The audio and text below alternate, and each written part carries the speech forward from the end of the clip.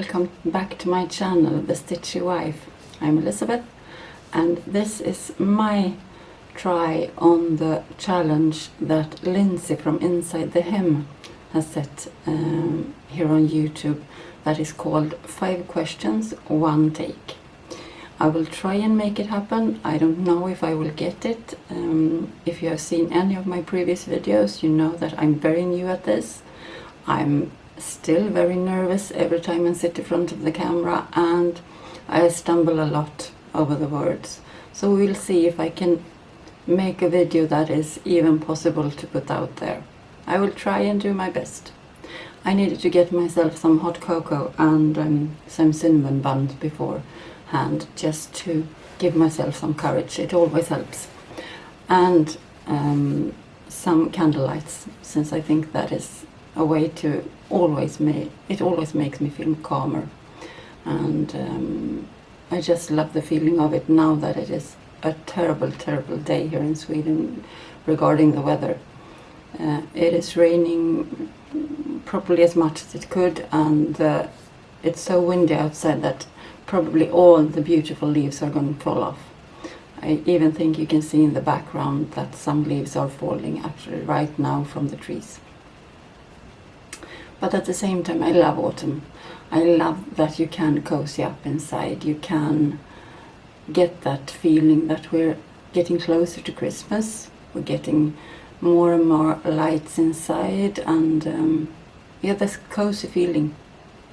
That is all. I'm actually wearing one of my Fairmont jackets. I have a video where I reviewed the pattern, and I will try and put a link up somewhere there or there. I don't know where it ends up. I never done that before, so that's a first for me, but I will try and do that. I love this jacket. I basically live in this and in my tranquil sleepwear set from Love Notions, which I will share with you this Friday. Well, back to the challenge. You know, you hear already I waffle and just go on and on, so please bear with me.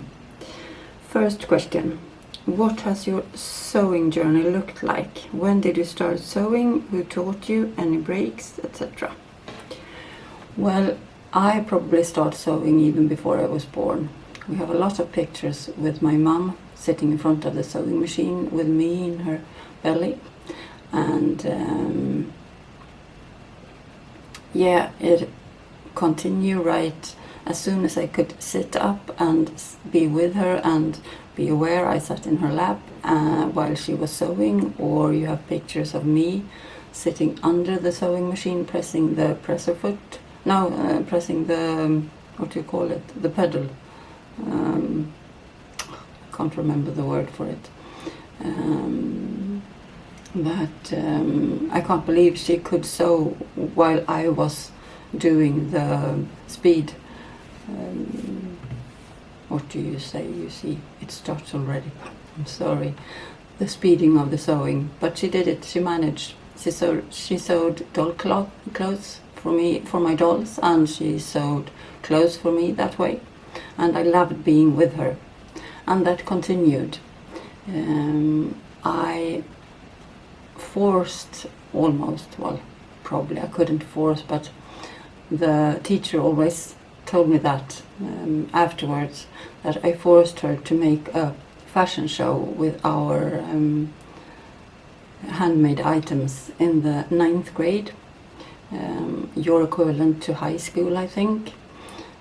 And I remember sewing a dress with gathers in quilting cotton. It wasn't my best make, but I really liked it, and it was an apricot cotton, and I loved the feeling that I made it. I even drafted the pattern myself, actually. I don't know how I did it, but I did. I loved every minute of home, I think it's called home economics in Sweden. Now I don't really know what they're calling, but it's combined with both having a household and sewing and knowing the necessities. I think they're actually bringing back plain sewing to Sweden now. I hope that, because I think it's a very important skill to know, and I think it's a way to help people find what kind of hobbies they like, because I think hobbies are something that we're going to see much more of in the future, because especially since COVID we are realizing that we can't go on like we've been doing. Now I'm rambling again, sorry. Back to high school. After high school I studied and I got my own apartment, and I had a one bed apartment with 30 square meters. I don't know, I have absolutely no idea what the equivalent is in other measurements, but it's a very small apartment. It was one bedroom, combined bedroom, living room, kitchen, all in one. The only thing that was separated was the bathroom, and it was a small one. And I know that I almost had my sewing machine up all the time. And I did a lot of suits. I wanted blazers and shirts, and the only patterns we had in Sweden then was the big four, and they were very expensive. So you had to be very careful what you bought, and we also had some Burda style magazines, and that was what I used a lot. And then I redrafted some of the patterns. By the year 2002, I unfortunately got very sick, and I was about to move. I was about to get a new job up in Stockholm, the biggest city in Sweden, our capital. And on my way there I caught a bug, some kind of bug that completely destroyed my immune system. And here we are today, 20 years later, and all the doctors are amazed that I'm still here. It's still very unknown what's going to happen. I am having periods that are terrible, to be honest. This last year has been one of those. But the first 2 years I was completely isolated, and my mother and father had to take care of me, because if I would have any chance at all to survive, we had to be completely isolated, and no one was able to visit us. And well, they took care of me 24/7. And then Mum used sewing as a way to keep me going. I couldn't sit up, I was mostly in bed. I wasn't allowed to get up at all. But she took the sewing machine in my bedroom and sewed for me. She told me, what do you want me to sew? How do you want it to look? And by that she kept me going.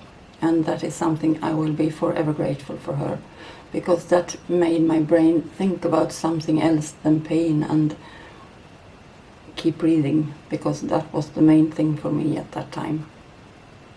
And she took magazines, she took all the Burdas we had, and we looked through them, and we planned what we were going to do when I got better. I don't think many other people thought I was going to be better. I don't even think she thought that, but she helped my spirit to be up, and she helped me keep going, and mainly through sewing. After that we started to watch some courses on DVDs, or you could download from the internet. The internet was just starting then, it's that long ago. And I know when Craftsy came, I think that was as late as 2010, 11.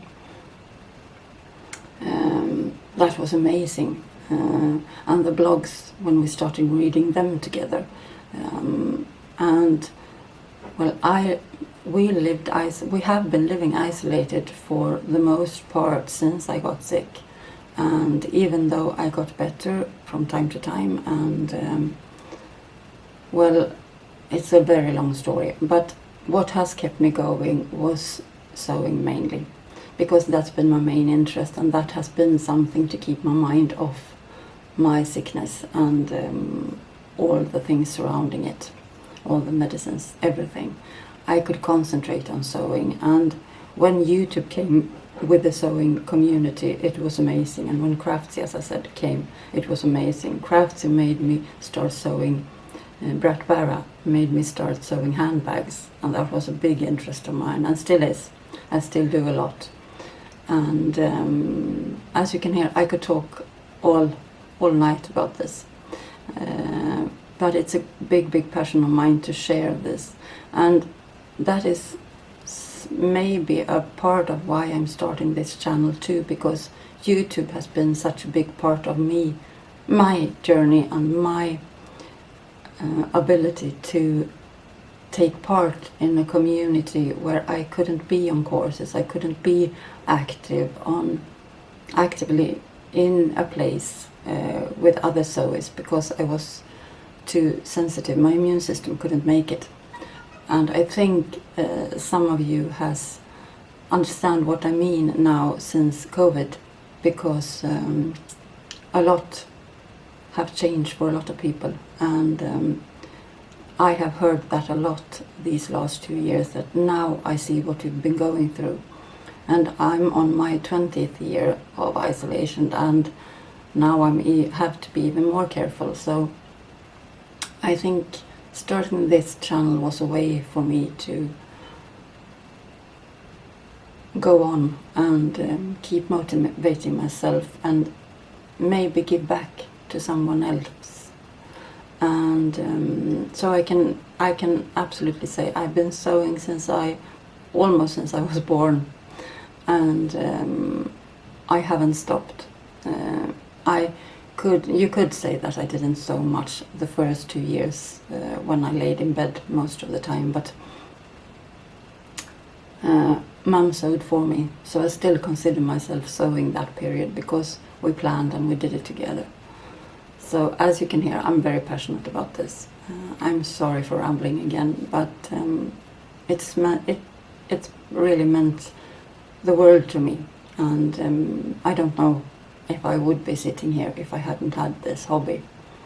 So it's something to be very grateful for. And I just hope I can share some of that joy that sewing can bring. Back to the questions. I'm sorry I can't edit this, because if I could, I would definitely edit out some of it, but it's one take and we try to keep going. Number 2, describe your sewing space. Where is it? Is it shared, private, messy, clean? Well, I would love to say that it's always clean and always neat and always fantastic. It is always fantastic. I met my husband 5 years ago, and I moved in here 3 years ago, and he let me have his workspace, workroom, or home office, as you should call it, and his spare bedroom to be my sewing space. So it's one of the rooms here in the house. And he also made a big cutting table for me out in the garage. So I am so blessed and so lucky to have this.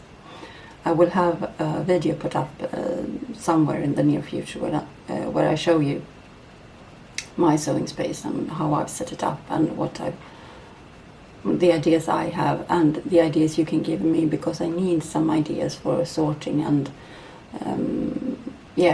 to get it a bit easier access to things.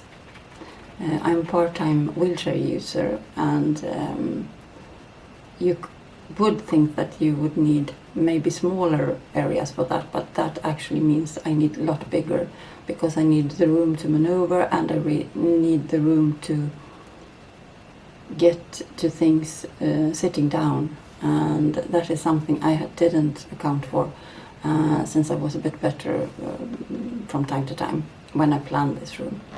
So please help me if you have any ideas when I get that video out. Due to the messy part, the question about clean or messy, well, I wish it would be clean all the time, but it isn't. I batch cut projects, so I often have 5 or 6 projects on the go. So if I'm very tired one day, I could sew some basic seams on one project, and if I'm a bit better and feeling a bit brighter, do you say that? Is that the word? I don't know. I think you get what I mean. When I feel a bit better, I can do more complicated things, and therefore there are very rarely time in between projects, and it is in between projects that I clean, because I love the feeling of a clean workspace. I love that feeling that you know where everything is, and everything is dusted and everything is cleaned and the machines are cleaned, and all that feeling. And I am trying to get in the habit of doing it maybe once a week, but I'm not very good at it, I'm sorry. I haven't gone to that, I haven't reached that yet, but it's a goal of mine and I'm working on it, and I will be working on it. Next question. What is it like to be a sewing YouTuber? Does it meet your expectation? Is it how you thought it would be? Reactions from others? One moment.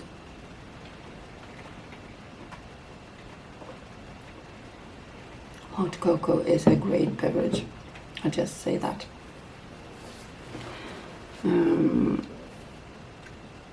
Well, I don't know if I'm the right person to answer that question. I've only been a YouTuber. I wouldn't even call myself a YouTuber yet. I've only been doing this for 2 weeks. But so far it's a lot more work than I've expected, but it's so much more fun than I even expected. It is a lot harder and takes much more time to edit. So therefore this video is a great video. I love this idea. But I also know it's going to be a long one, and therefore I know editing is important. But I wish I knew it all from the start, but I don't. I'm very, very much a newbie, and I need to learn, and it's a steep learning curve, and you have already seen a lot of mistakes I made, probably. But I'm working on it, and I think it's a great feeling, and I love the feeling of communicating with you. I got my first comments on my videos, and it's made me so happy.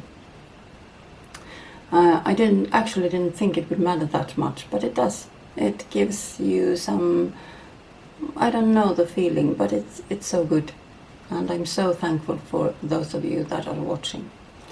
And if you would subscribe, it would make me even more happy.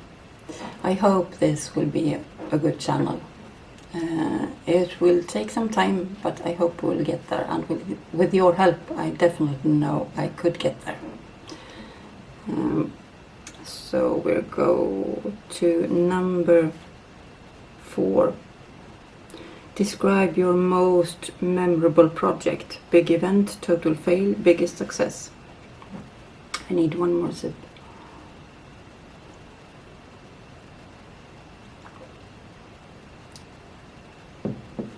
Well, biggest fail, I fail a lot. I fail a lot. Even though I've been sewing for so long, I fail even more, I think. And it makes you realize how much you don't know. The more you learn, the more you get to realize that, oh, how much it is, I don't know. And that is, at the same time, quite amazing, I think, because that means that you can learn something every day, and that means a lot. My biggest success, I think I would have to say, my wedding dress.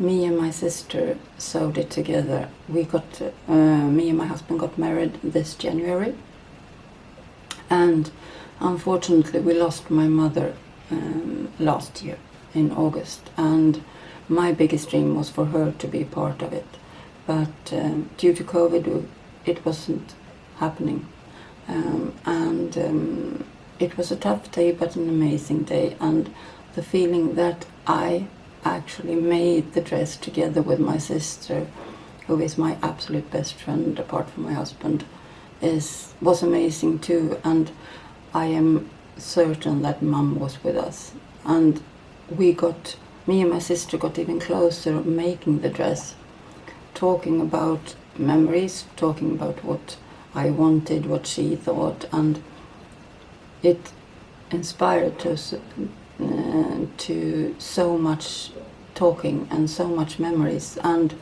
making new memories. And well, it was an amazing time leading up to the wedding, and that is definitely one of my most memorable makes. Unfortunately, the camera that were used on the day didn't work, and we didn't realize that until the day was over. So we almost have no pictures of our wedding day. But we have it in our hearts, and that is the main thing. And I'm trying to get to terms with that.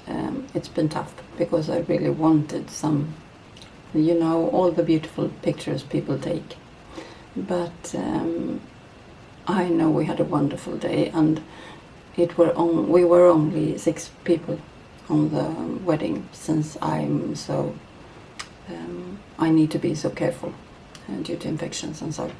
So it was only my sister who took photos with her mobile phone, because she helped me during the day, and my niece who took with the camera that was broken. But we might try and take some pictures. We might dress up one day and take some pictures of ourselves. It won't be the same, but we will at least have pictures of us in the clothes we were wearing. So we'll see. I will publish it then if I get to that. I will see if I have 1 or 2 pictures that I can share here. The other most memorable project was actually when one of the last time I saw my mother. She was in a caring facility. I don't know the correct word for it, but it was just before COVID, and she was pretty bad. She suffered from a massive stroke 4 years ago, and after that nothing was the same. She lost her speech, and she lost her memory, and very much her personality.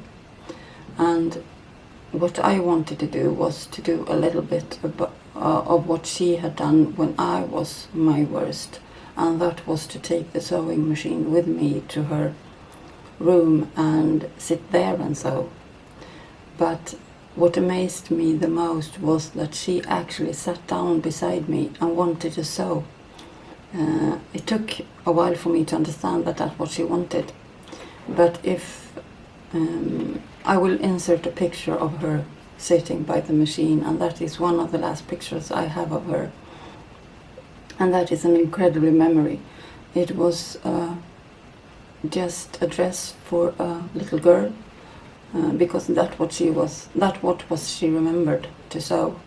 And it was amazing to sit beside her and see how her somehow muscle memory, it must have been, sewed that dress.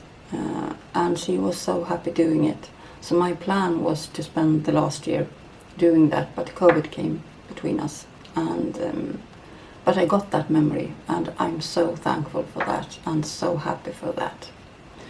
As I said, I will try and insert some pictures of that. That is even more memorable than the wedding dress, actually. But it's 2 different things, you can say. So you can see why I feel sewing is such an amazing hobby. It really brings people together, and it brings memory, and it makes memories, and it's amazing. I can't say it enough. I wonder how long this video is going to be. I'm so sorry, and I so understand if you don't have the what do you say, if you don't want to see it through. Let's see. Number 5. What is one quote, saying, piece of advice you've gotten that resonate with your sewing YouTube success? Well, as I just said, I can't say YouTube success since it's only 2 weeks. I think it is a success that I've even done it. But what always comes back to me is a saying that I've been doing, well, probably all my life, but even more so since I got sick, that if God closes a door, He opens a window. And you can apply that in so many ways, in the smallest ways, regarding a sewing project, and you can use it in a much bigger picture. And I can without going in too much and in too deep of storytelling here, I can promise you that it is true. If you feel like he is closing a door, he's definitely opening a window somewhere else. You just need to look for it, and you just need to, as Mum always said, you need to feel where the draft is coming from. I think draft is the right word. The wind blowing through the window. You have to look for it, and you have to feel for it, and you can always find it eventually, even if it takes some time. It could be a smaller window and it could be a bigger window, but he always does. There is always another way and another version and another thing you are supposed to do. And for one thing, I think this YouTube thing for me has been a definite window. The last year has been terrible, to be completely honest. I have been given some very tough decisions very tough information from the doctors, and I know that, and that I've known all the time, that my time is very limited. But this is a way to take every opportunity and go for it, and just do it. Don't be afraid, because life is short, very short, and we have to take care of each day. And if you are like me, maybe this is shallow, but I use it even in the small context as my YouTube channel. I really felt like God opened a window when he made me realize that I should do this. And if you're like me and don't dare and don't think that you can do it, you can do it. Start your own channel if that is something you wished for, or start that project that you have been thinking about but didn't dare. Just do it. The only thing that could happen is that it doesn't work out. But life is short. Please think about that. Don't take people for granted. Don't take your days for granted. It's so easy to do, and I do it. I do it all the time. But please, just look at each day and see what you're supposed to do with that day. All of a sudden this got very deep. I'm sorry, and I didn't mean to drag it down, but I'm so passionate about that.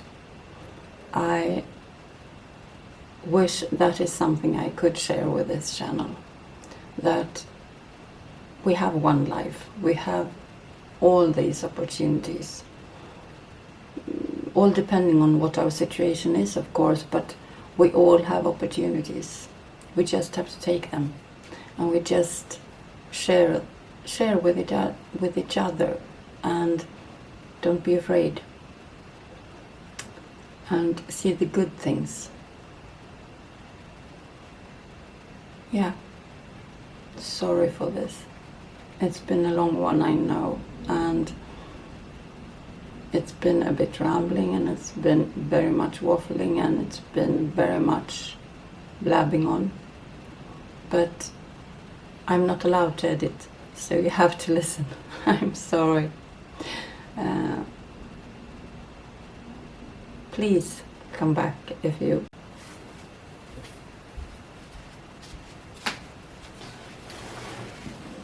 Well, that was probably a sign, if nothing else. The camera all of a sudden said that I can't film anymore because I've been filming too long. Not that the card was full or that the battery died, but I've been filming too long, so now I need to stop. Please come back. I would love to have you, and I would love for it if you would subscribe, comment, like. You know what to do. Thank you for listening for for all of this. I'm sorry. Now I'm getting tired too.